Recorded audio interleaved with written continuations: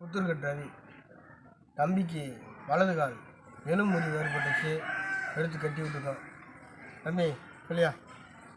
எனக்கு டயருக்குள்ளே காலை விட்டு எலும்பு விலகிடுச்சு, அதனால் புத்தூர்கட்டு ரவிட்டு வந்தேன்.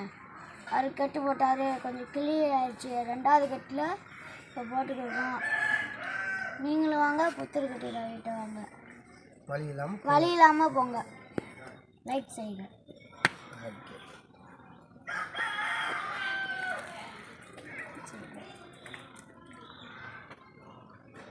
பிடிச்சோன்னா